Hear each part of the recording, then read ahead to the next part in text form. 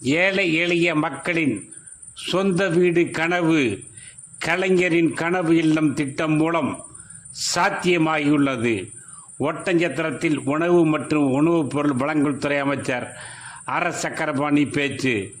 திண்டுக்கல் மாவட்டம் ஒட்டஞ்சத்திரத்தில் தனியார் திருமண மண்டபத்தில் நடந்த விழாவில் தொப்பம்பட்டி, ஒட்டஞ்சத்திரம் மற்றும் பழனி ஆகிய ஊராட்சி ஒன்றிய பகுதிகளைச் சேர்ந்த 2196 பயனாளிகளுக்கு கலைஞரின் கனவு இல்ல திட்டத்தில் பணி ஆணைகளை உணவு மற்றும் உணவுப் பொருள் வழங்கல் துறை அமைச்சர் ஆர்.எஸ். சக்கரபாணி வழங்கி பேசிய போது கூறியதாவது: தமிழக முதலமைச்சர் அவர்கள் தமிழக மக்களின் நலனுக்காக பல்வேறு திட்டங்களை அறிவித்து எல்லோருக்கும் எல்லாம் என்ற வகையில் அனைத்து தரப்பு மக்களுக்கும் கிடைக்கும் வகையில் செயல்படுத்தி சிறப்பாக ஆட்சி நடத்தி வருகிறார்.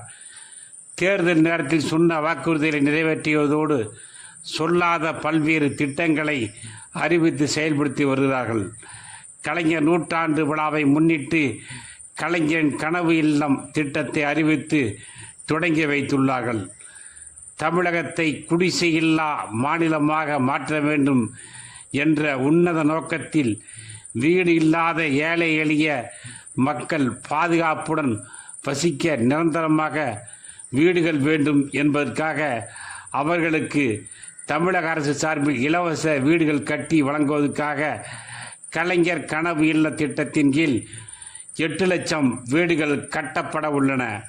முதல் கட்டமாக 2024-2025 ஆண்டில் 1 லட்சம் வீடுகள் கட்டி வழங்கப்பட உள்ளது. ஒவ்வொரு வீடும் தலா ரூ.3.50 லட்சம் மதிப்பீட்டில் கட்டப்பட உள்ளன. மேலும் ஒரு பயனாளி வீடு கட்டுவது என்பது அவரது எதிர்காலத்திற்காக வாழ்நாள் ஒருமுறை மேற்கொள்ளும் பணியாகும்.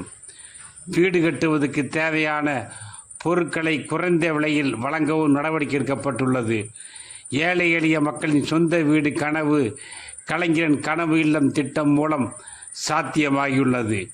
கலைஞரின் கனவு இல்லம் திட்டத்தில் திண்டுக்கல் மாவட்டத்தில் 6328 வீடுகள் கட்டப்பட உள்ளன. இன்றைய தினம் தொப்பம்பட்டி ஊராட்சி ஒன்றியத்தில் 1016 வீடுகள், ஒட்டஞ்சத்திரம் ஊராட்சி ஒன்றியத்தில் 1069 வீடுகள், பழனி ஊராட்சியில் ஒன்றியத்தில் 111 வீடுகள் என மொத்தம் 2196 வீடுகள் கட்டப்படுவதற்கான பணி ஆணைகள் பயனாளிகளுக்கு வழங்கப்பட்டுள்ளன. இவ்வாறு அமைச்சர் ஆர்.எஸ். சக்கரபாணி பேசினார்.